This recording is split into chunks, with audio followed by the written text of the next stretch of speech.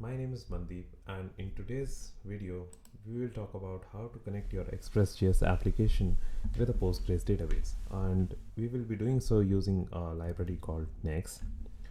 And we will talk about benefits of Knex as we go through the video, but let's get started. So this is going to be a hands-on code lab, and we will be creating an ExpressJS application. We will be creating a Postgres database on our local machine using Docker, and then we will connect both of them. We will be connecting our ExpressJS application with the Postgres database using the Knex library. So let's get started. I'm using Ubuntu Linux, but you can use any other operating system. So I have Node version 10 installed on my machine. You can safely use this tutorial for earlier version of Node, so for example Node 6 or Node 8 as well, but I would recommend using the latest version of Node.js if you are building from scratch. So without further ado, let's get started. So we will be creating our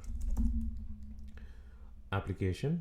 We will be creating a new directory and we will call our application Express Postgres Knex app. I know it's not very innovative, but let's get started. And if you go to that directory, and let's look at the ExpressJS documentation. So this is going to be a hands-on, as I said before, it's going to be a hands-on code lab, and it's not something I have pre-planned. So what we will be doing is I will be going through the documentation. I will be looking up syntax and everything that I need for creating this app. And this will basically, if you are a beginner, this will help you in understanding the process of how to go about building an application, or how to go about solving a particular use case or solving a particular problem as a developer. So if you go to the ExpressJS application and go through the documentation, there is a section called Express Generator. What it does is it will create an ExpressJS application with some of the boilerplate code, so that you don't have to do that manually. And what we need to do is run this particular command inside the directory of our application. So right now it's an empty directory. If we run this command, it will create some of the boilerplate code, and I have VS Code on my machine, and I would recommend using this particular editor for development. But if you like some other IDE, then please feel free to use that. So when we ran this particular command, npx express generator, it created this directory structure, and it created an app.js file for us, and some of the boilerplate code for routes. So there is index route and there is users, and this is being imported here.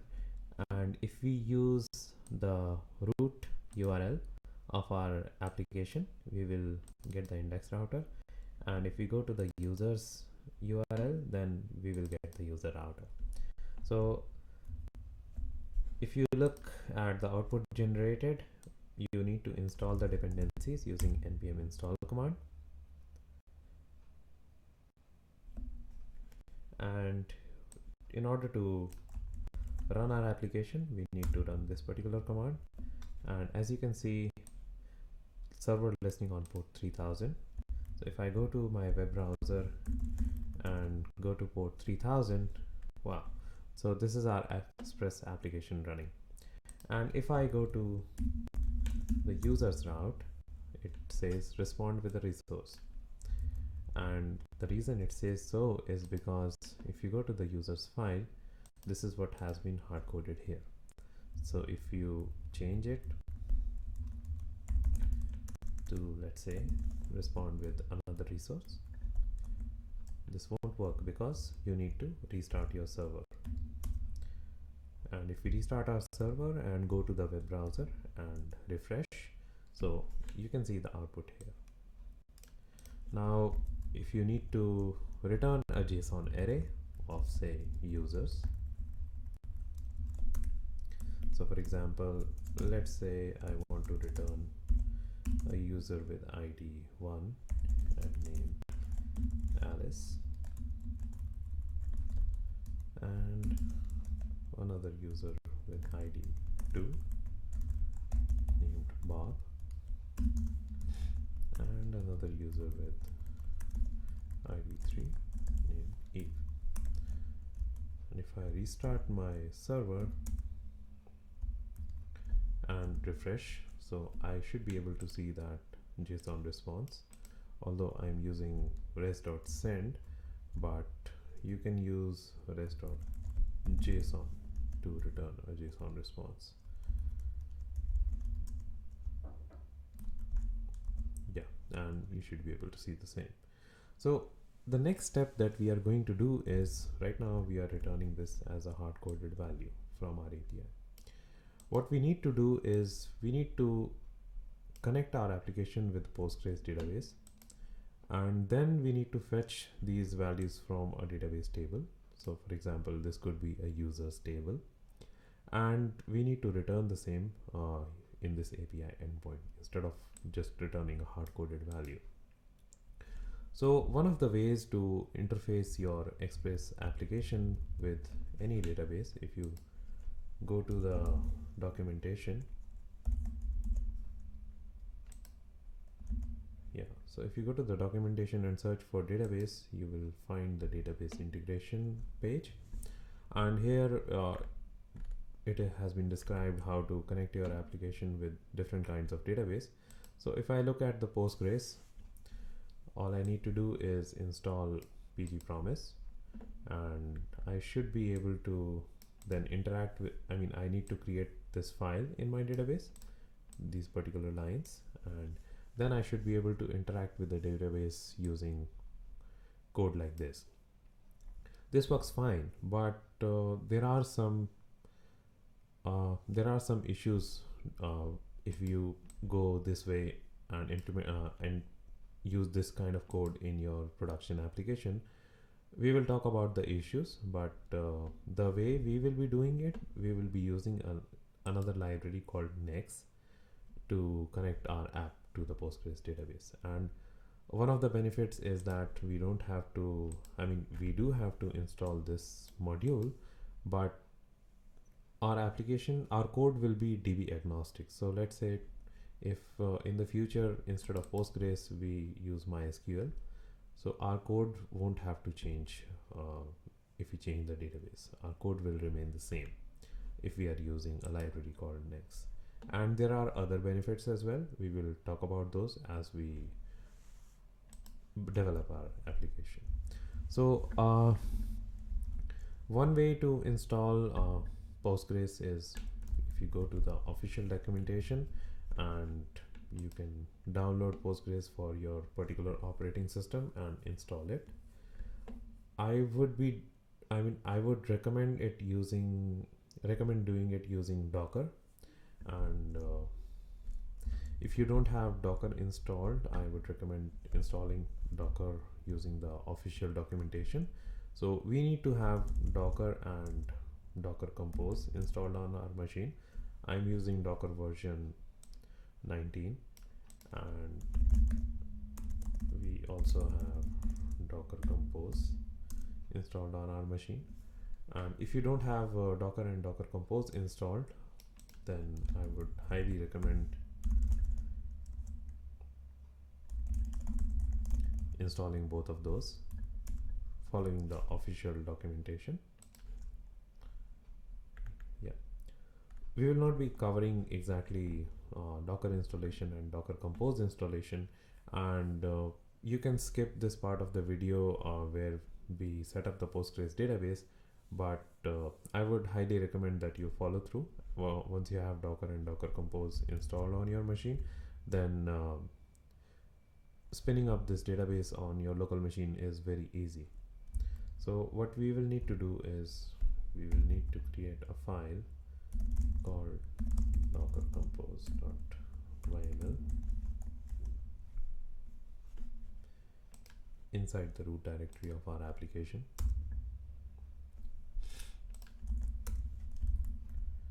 I will explain everything as we go through it. So I need to look up the reference for Docker Compose the latest version.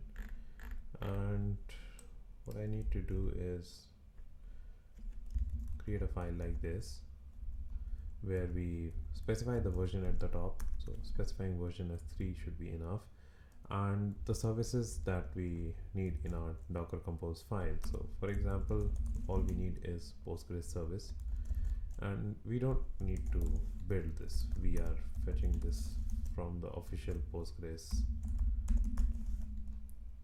Docker Hub repository. Postgres Docker Hub. If I look up the Postgres Docker Hub, I can see various tags associated with the Postgres image. Yeah, so 13 is the latest one, so let's use 13. And compose file version also allows us to map directories, so from our host machine to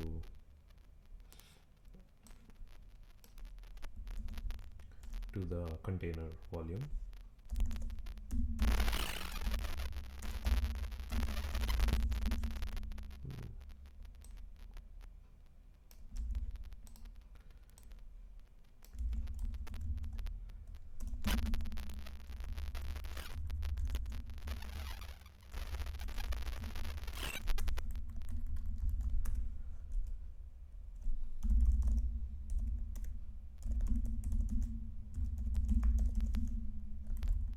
Okay, so let's talk about what I just did here.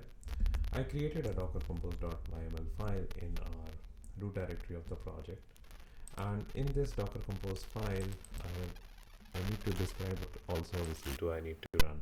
So I'm running only one service, which is called Postgres. In the future, what we will do is we will create another service for our ExpressJS application, and we can call it API, and we can have the configuration defined for that as well.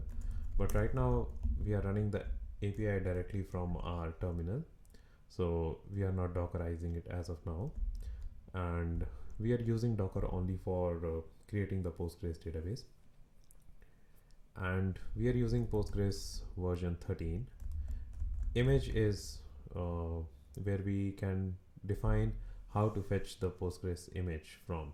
So if you don't provide the entire URL, what it will do is it will assume that we are fetching this image from Docker Hub, which is here, and the name of the image is what we need to find here, and the tag is what is specified here. So we have provided the tag as 13, and what it will do is it will fetch the Postgres version image with tag 13 from Docker Hub. And volumes is something where we use for data persistence. So if I don't provide this section and create this Docker Compose setup using only this much part, what will happen is once I tear down my setup and recreate the setup again, all the data that I have written to the database will be lost. So in order to preserve the data, in order for having a data persistence, what I've done is I need to create this volume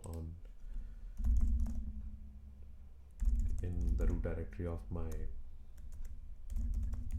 project, Docker volumes, and inside another directory called Postgres will be created automatically when we spin up this setup, and this directory will be mapped to the directory called varlib PostgreSQL data of the container, Docker container.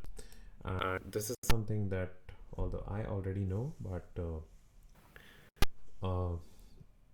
this is the directory where Postgres stores all the data by default. So when we create a container using Docker, when we create a Postgres container using Docker, all the data will be stored in this particular directory. And some of the required environment variables of this image are Postgres password. So how do we provide environment variables? So one of the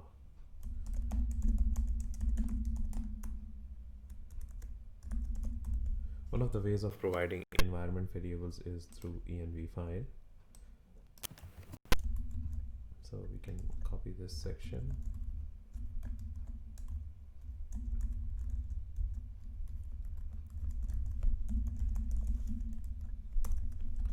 So let's say I can create a file called postgres.env, and the required environment variables for Postgres is the Postgres password, super secure password, okay, and Postgres.env has been created and it is being referenced here.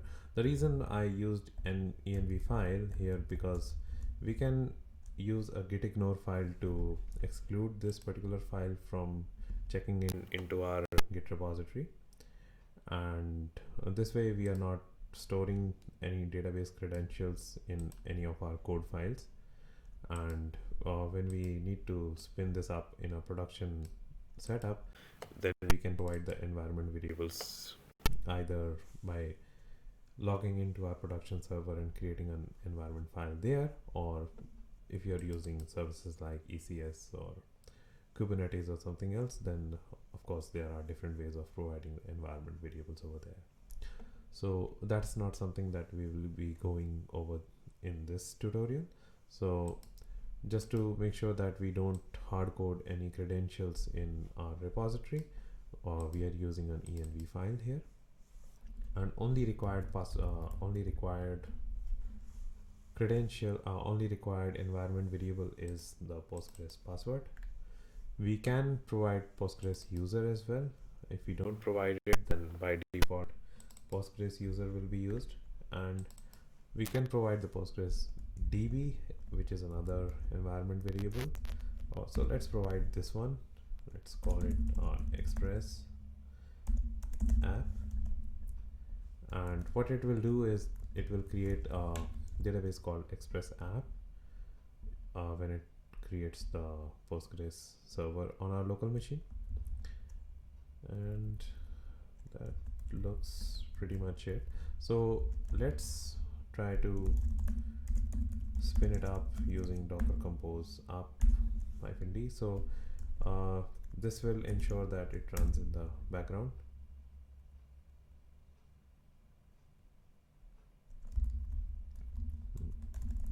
We need to provide the path. Yeah. So what happened is that I already had Postgres version 13 checked out, pulled on my local machine, so it was pretty fast. Otherwise, what will happen if you don't have this image on your local machine, it will pull the image from Docker Hub. Depending on your internet speed, it might take a while, and once it does that, it will create the container for Postgres. To see if it went well, let's run the docker compose ps command, and you can see that the Postgres service is up and running. And let's try to get inside this using the docker compose exec command.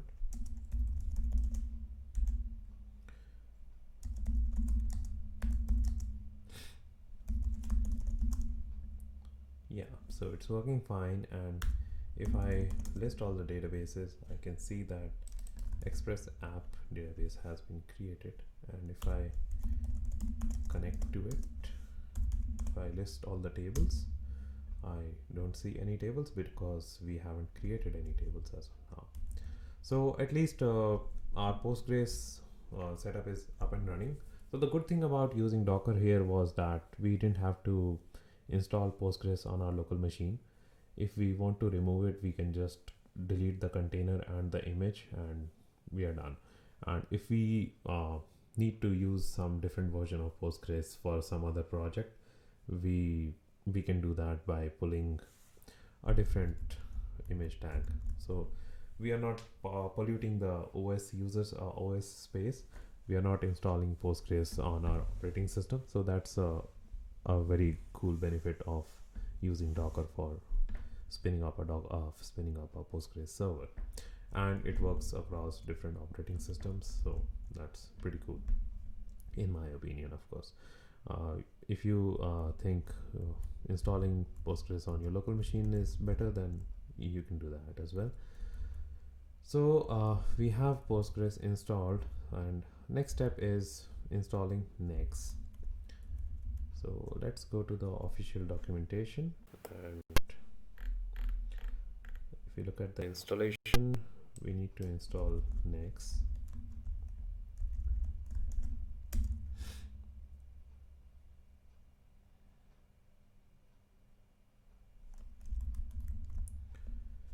And depending on which database you're using, we need to install either of these packages.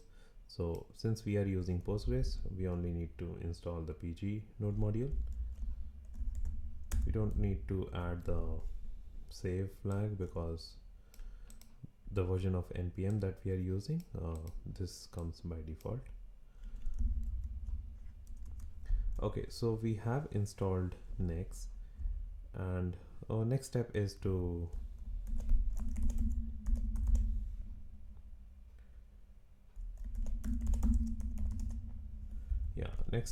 initialize Knex. So if you have installed Knex globally, then you can run this command, but since we haven't installed Knex globally, what we will need to do is we will need to prefix it using npx.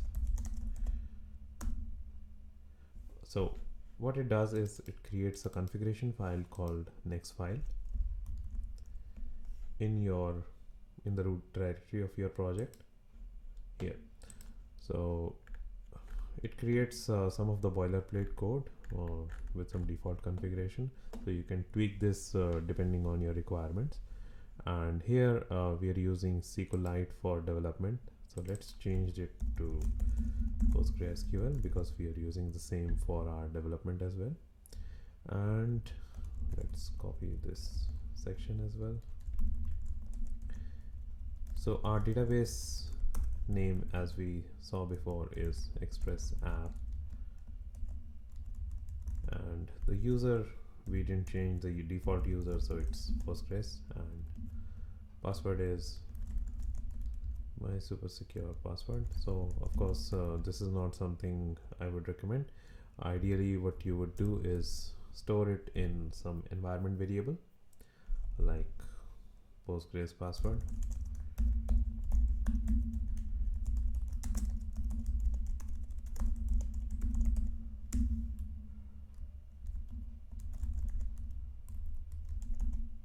Oh, sorry.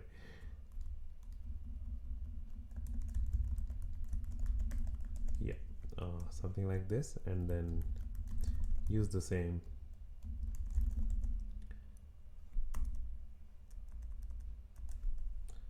here. We can use the default configuration for the rest of the stuff. So we'll cover migrations shortly. What it does is it helps you keep track of the structural changes to the database. Migrations and seed is something that we will cover shortly.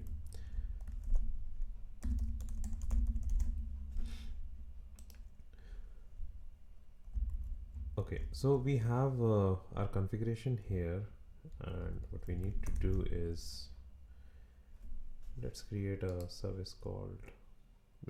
folder called services, and inside this let's create a file called db.js, and let's go to the Knex official documentation and see how we can use Knex after the installation.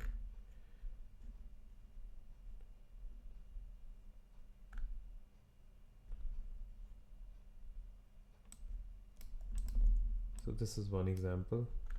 This is the example using Postgres. Let's copy this one, or let's copy this one actually. So this is the configuration, something like we have already here. So what we need to do is we need to import this configuration in the db.js file.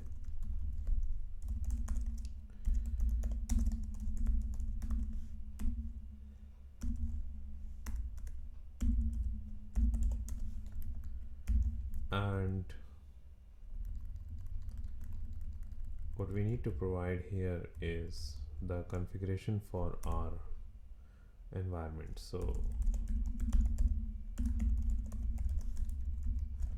if we refer to the config object and look for the key which corresponds to the node environment, so if we are running it in development, then it will be this particular object. So this object gets added over here in development, and we have initialized, in this code we will be initializing Knex object using the configuration for development, and all we need to do is export this. And in any of the files where we need to interact with the database, we need to import this DB service.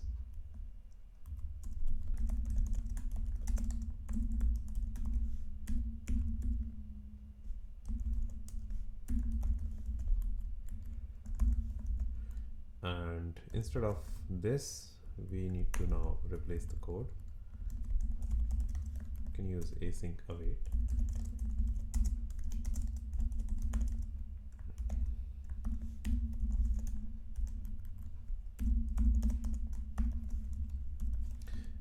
So this is the syntax that Knex uses.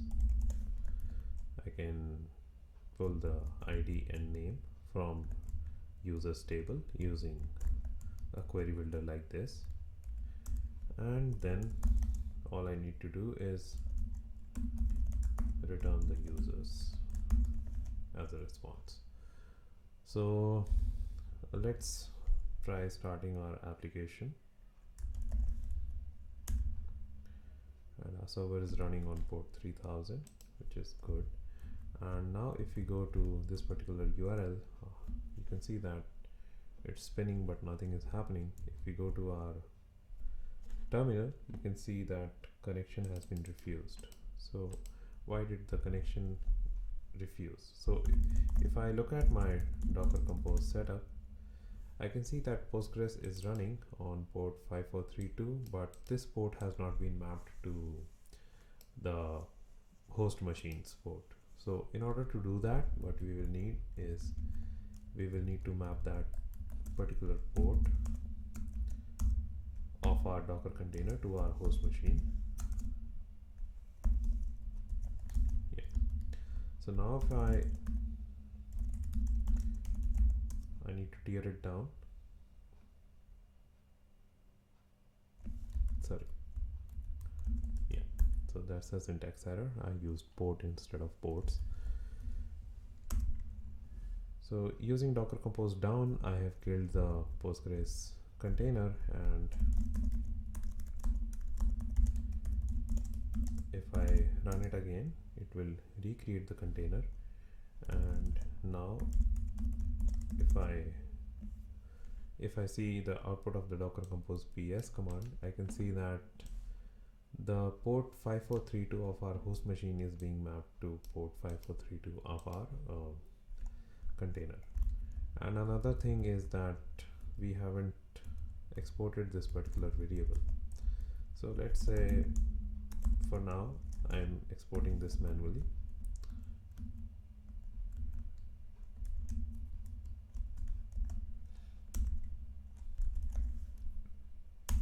Let's start the server, and if I go to the browser again, it won't be running. Let's see what the error is now. So we are running the query select ID name from users, but we are getting the error that relation users does not exist. So which is natural because we never created this particular relation in our database. Again, if I go to my database and connect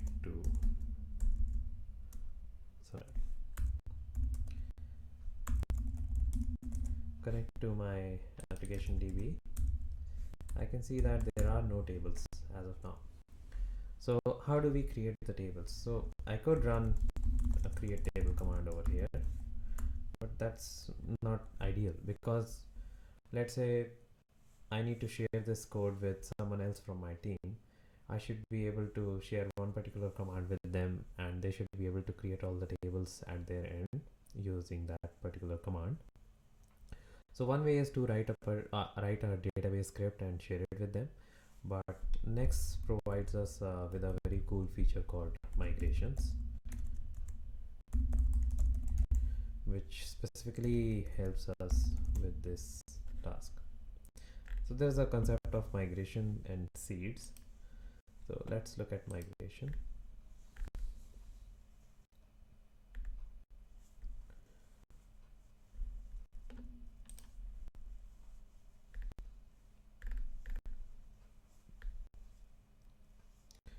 In order to, so what migration does is each migration is a particular JS file, and in that JS file we can specify what we want, what kind of database operations we want to execute. So for example, you could create a new table, you could drop a table, you could alter a table by adding new columns, you could drop some columns, you could create an index, and all sort of DDL changes. You can even insert or update data in a migration script. So what we will need to do is we will need to create a new migration file, and by default all the migration files are stored in migrations directory. And let's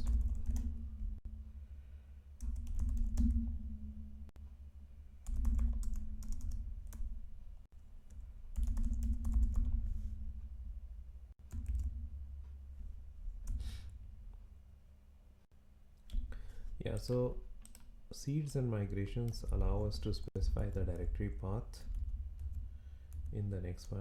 We can do that.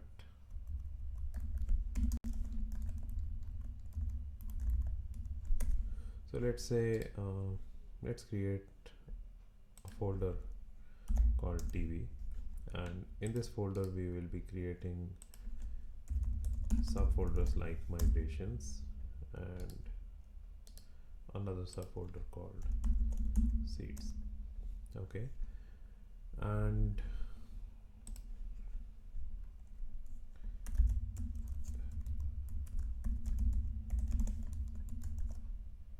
so this gives us the current directory, and inside the current directory the migrations directory is where our migrations are stored.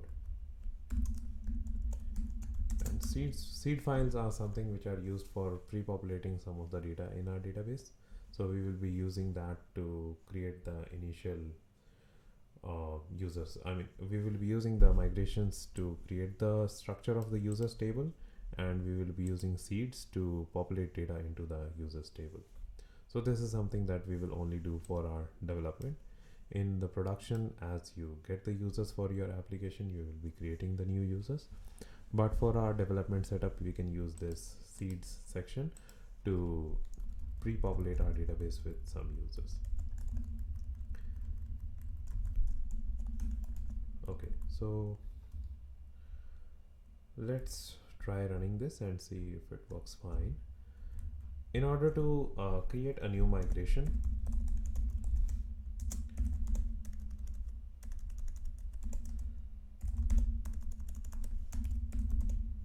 so Knex allows us this particular command to create a new migration. So let's create a new migration called initial setup. And since we are using Knex command directly and we don't have installed Knex globally, we will need to use npx. And you can see that a new migration has been created under the directory db migrations, and the name of that file is this. If I go to VS Code, I can see that yes, this file has been created. And let's also create a seed which is for initial data. We will also need to prefix this with npx.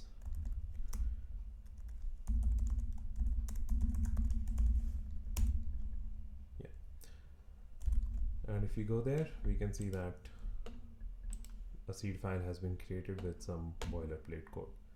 So what migrations do is we can now create a new table called users here. We have access to the Knex object here, and we can use that to create new tables or drop tables or alter any particular table.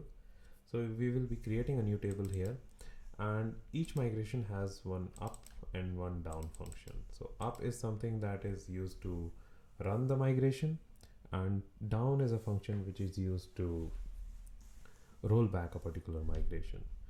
So we will quickly go through this using an example. So let's look up the create table syntax. So this is an example from migration itself. So let's copy this. In this migration, we are creating a table called users, and in the table we have an ID column, which is an auto incrementing integer. We have a first name column, which is a string of 255 characters and it's not nullable, and we have a last name column. In our application, we don't need first name and last name as separate, so let's create only one column called name. It's not nullable and it is of max length of 255 characters, and we don't need a products table as of now, so this should be fine. And in the down function, what we need to do is we need to write the code which rolls back this particular migration. So if you are creating a users table, an ideal thing to do here would be to drop this table.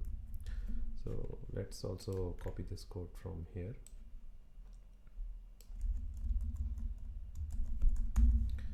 And we don't need the products, we don't have a products table, so let's skip that part. And we are creating a users table, and in the down function we are dropping the users table. Just make sure that whenever you write the migration, the down function should properly roll back the operations that you are performing in the up function. And this completes our migration. So let's also populate some of the data in the seed. Here what we need to do is we are deleting all the entries from the users table, and then we are inserting new entries to the users table. So ID is something that we already have. Instead of call name, we have the name column, and we have 3 users called Alice, Bob and Eve, and this completes our seed file as well. And now we need to run these files. So how do we run a particular migration? Again, we will go to the next documentation. We'll go to the migrations section, and in order to run a migration, what we need to do is next migrate latest.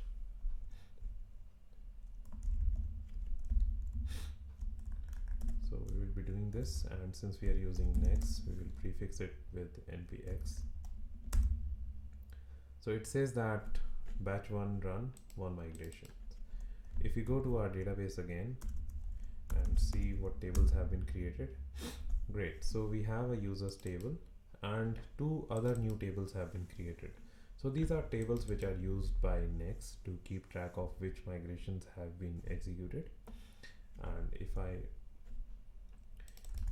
do a select star from this table, I can see that a migration named initial setup has been executed, and it created a table called users. Now if I have to roll back, I can do that, and if I go here, this migration has been rolled back. So if I check the relation, we still have the next migrations and next migrations log tables, but we don't have the users table anymore because it has been deleted. And since the migration was rolled back, its entry has been removed from this table. Now since we need the users table, we will be running this migration again, and we have our users table again, and we have this migration applied. Great. So if I go and select star from users, we don't have any data here because we haven't executed the seed file yet. In order to do that, we will again go to the Knex documentation, and what we need to run is Knex seed run. And since we are using the Knex command line, we will need to prefix it with npx. Yeah, so it ran one seed files, which is the only file that we have. And now if we go to our database and select star from users, we can see Alice, Bob, and Eve. And you can rerun the seed. It deletes the existing entries from the database and creates those entries again. So instead of this, if I want to change the data and rerun the seed again, you should be able to see that the data has been replaced in your users table. So great, now we have our tables updated in our database, and our migrations have been executed, and our seed data has been populated. So now if we use this code in our API, it should fetch us the ID and name of the users from the database. So let's see if it runs fine. So we spin up our server, which is running on port 3000. If I go to localhost users, wow, so it's working fine. Now we have ID1 Alice, ID2 Robert, and ID3 as Eve being returned from database.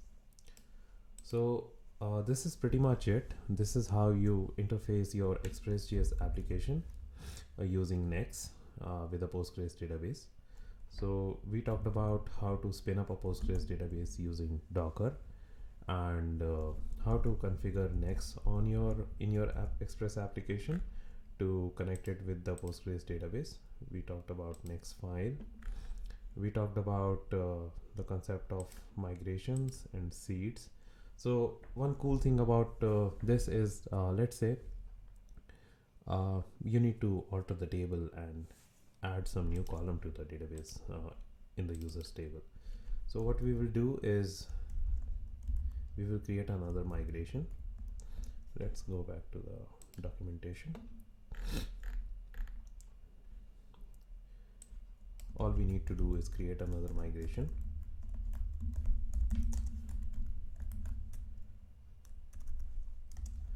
Let's say I want to add another column called address.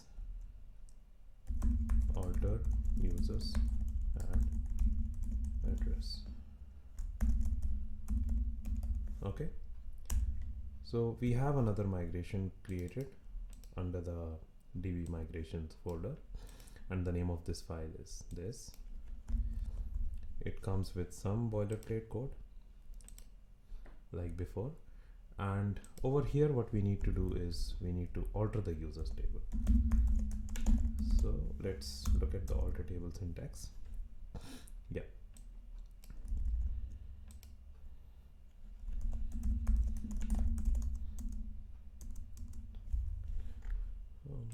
let's look at from here actually.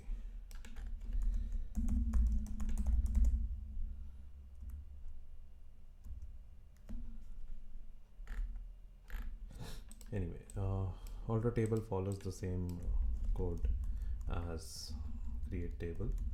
So what we need to do here is next.schema.alter table users, and this is adding a constraint, but we don't need a constraint. So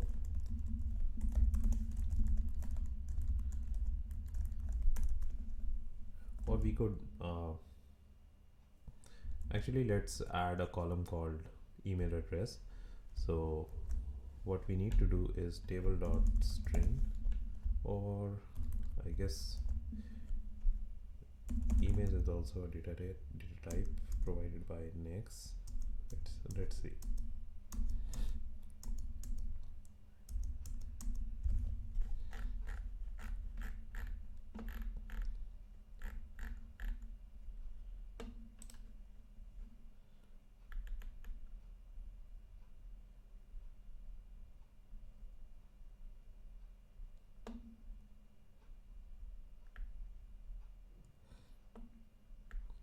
I'm checking if Knex provides us data type for email, which comes with, let's say, some validation for email, but I don't think it does. So we will be using a string for storing the email, and we will be creating a unique constraint on email.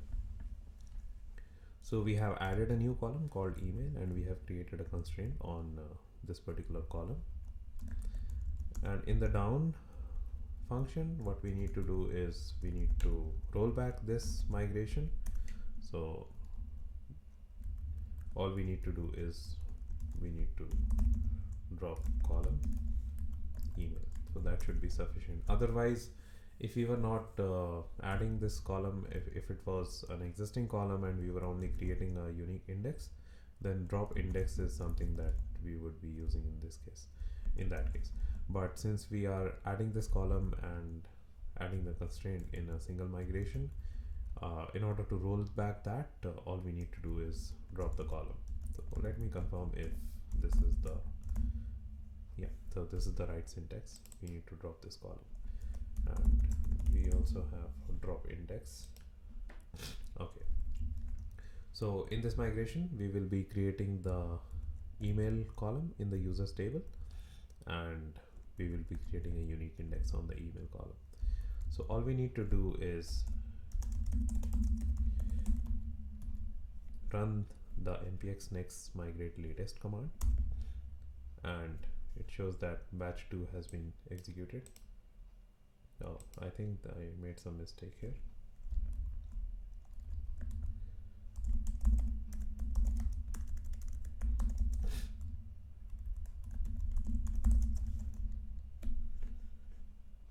You need to return these promises.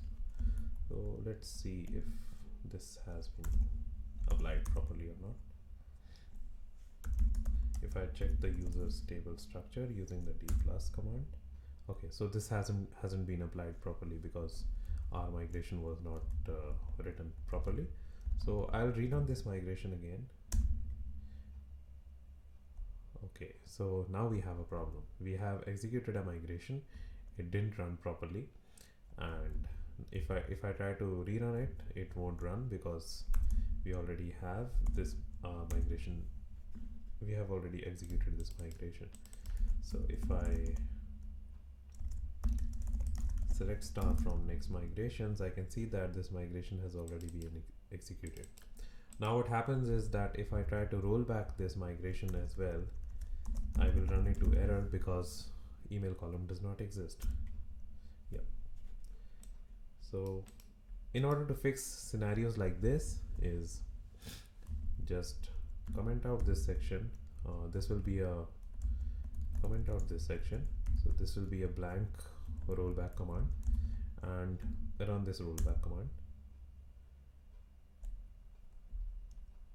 So this way we have rolled back that migration, and now Knex thinks that we haven't executed that particular migration. So if I fix my migration file now, and if I run the migration again, this should work fine now. So we have both the migrations executed. We have the users table with the email column added, and we have the unique constraint added to the email column. So the reason we did this, we wanted to highlight the benefit of using migrations. So now what you can do is when you check in your code to your repository, all your migrations are in one place. So if someone creates the database at their end using your Docker Compose setup, all they need to do is run this command, and all the migrations which haven't been applied on their setup will be applied. So since we have two migrations right now, and none of them would be applied on a new setup, both of these will be applied in the same sequence that they have been defined here. So when you ship your code to someone else, all they need to do is run this command, and this will create the users table, and it will create the email column, and it will also create the unique constraint on that column. So this was a very big benefit of using Knex. It provides you a very clean interface, very clean API for creating migrations and managing those migrations. And of course, it provides you a very neat and clean API for writing very complex queries. And this is not something that we will be going over in this video, but yeah, we have covered how you can connect your ExpressJS application to a Postgres database using Knex, and you can use the same configuration to connect your application to any other database other than Postgres, particularly any other relational database other than Postgres, which is supported by Knex, and that should work fine. And I hope you found this video helpful, and if you like this content, then subscribe to my channel. And if you have any feedback, feel free to post it in the comments section. And yeah, so that's pretty much it. Thank you for watching. Bye.